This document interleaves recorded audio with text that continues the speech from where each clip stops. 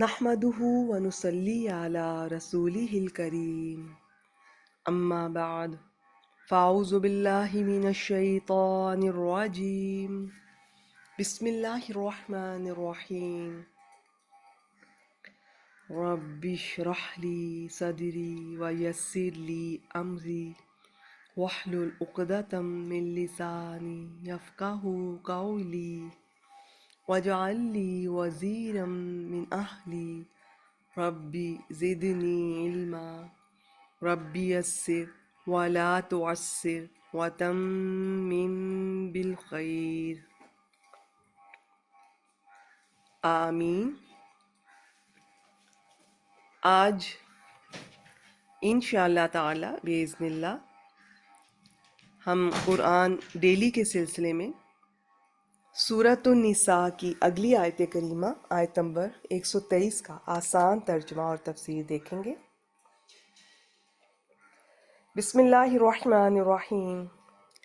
لیس بامانیکم ولا امانی اہل الکتاب، نہ تمہاری آرزوؤں پر موقوف ہے، یہ ڈیپینڈ کرتا ہے، اور نہ اہل کتاب کی آرزوؤں پر۔ من یعمل سوءا یجز بہ، جو بھی کوئی برائی کرے گا اسے اس کی جزا دی جائے گی۔ ولا یجد لہ من دون اللہ ولیا ولا نصیرا، اور وہ اپنے لیے اللہ کے سوا نہ کوئی دوست پائے گا اور نہ کوئی مددگار۔ اہل کتاب کا خیال تھا کہ ہم خاص بندے ہیں، جن گناہوں پر لوگ پکڑے جائیں گے ہم نہیں پکڑے جائیں گے، ہم تو ہمارے پیغمبر ہماری حمایت کریں گے، ہم صرف چند دن جہنم میں رہیں گے وغیرہ وغیرہ۔ قرآن مجید میں متعدد مقامات پر آپ سے اہل کتاب کا، ان میں یہود کا الگ سے، ان کا جو تھاٹ پروسیس اب کہہ لیں، ان کی جو سوچ تھی، جھوٹی تمنائیں آرزوئیں، ان کا ذکر ہم پیچھے سے دیکھتے آ رہے ہیں۔ اور پھر یہ بھی تھا کہ جنت میں صرف ہم جائیں گے۔ آج کل کچھ نادان مسلمان بھی اپنے حق میں یہ خیال رکھتے ہیں، سو اللہ نے فرمایا کہ برا کام جو بھی کرے گا، وہ کوئی بھی ہو، سزا پائے گا، کسی کی حمایت کام نہیں آئے گی۔ یہ میں نہیں کہہ رہی ہوں، اللہ تعالیٰ فرما رہے ہیں، اللہ کا پکڑا وہی چھوڑے تو چھوٹے۔ تو ایسی آیات سے ان کا مقصد یہ آپ کو کوئی ڈرانا نہیں ہوتا، احتیاط کرنا کہ ایمان اور اس کے بعد عمل صالح، یہ سب اپنی اپنی جگہ امپورٹنٹ ہے۔ صرف یہ نہیں کہ بس ہم نے کلمہ پڑھ لیا ہے اور اب ہم جو چاہے کرتے رہیں، لوگوں کے ساتھ زیادتیاں کرتے رہیں، ان کی حق تلفیاں کرتے رہیں، تو یہ اس طرح نہیں ہوگا، ٹھیک ہے؟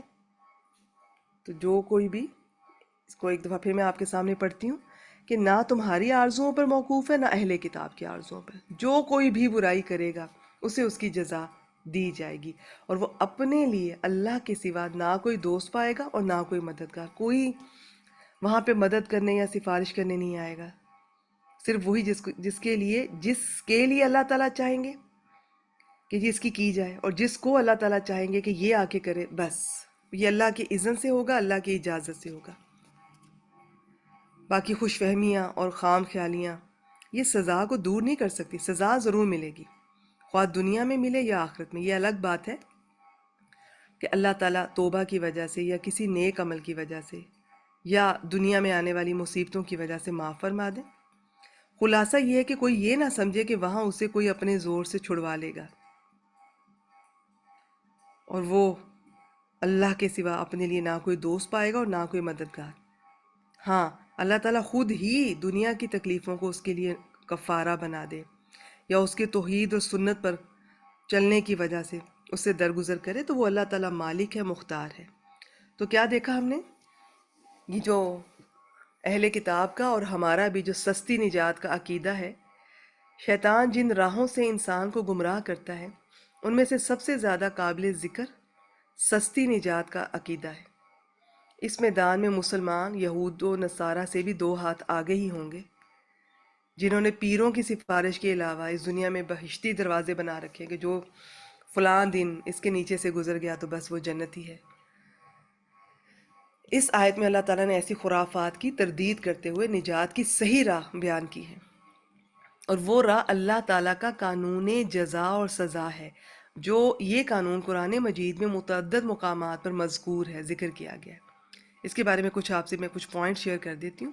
نمبر 1، ہر انسان کو صرف وہی کچھ ملے گا جو اس نے کمایا ہو، برے عمل کا بدلہ برا ہوگا اور اچھے عمل کا اچھا۔ نمبر 2، جزا و سزا کے لحاظ سے مرد اور عورت میں کوئی فرق نہیں۔ نمبر 3، اگر کسی نے چھوٹی سے چھوٹی نیکی بھی کی ہوگی تو بھی اسے اس کا ضرور بدلہ ملے گا۔ اللہ کسی کی چھوٹی سے چھوٹی نیکی کو بھی نظر انداز نہیں فرمائے گا، کسی کی ذرہ برابر بھی حق تلفی نہیں ہوگی۔ نمبر 4، قیامت کے دن کوئی بھی شخص، خواہ وہ اس کا پیر ہو یا کوئی قریبی رشتہ دار ہو، دوسرے کے گناہ کا بوجھ نہیں اٹھائے گا۔ نمبر 5، یہ ناممکن ہے کہ کسی ایک شخص کے گناہ کا بوجھ دوسرے کے سر پہ ڈال دیا جائے۔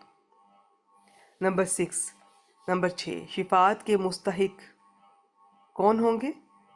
ہوں گے تو وہ گناہ گار پہلے، لیکن وہ کہیں نہ کہیں ان کی کچھ کنڈیشنز ہیں، تو کہ وہ توحید پرست ہوں گے، وہ بھی ان شرائط کے ساتھ کہ اللہ جس کے حق میں خود سفارش چاہے گا اسی کے حق میں کی جائے گی، اور جس شخص کو سفارش کرنے کی اجازت دے گا بس وہی سفارش کر سکے گا۔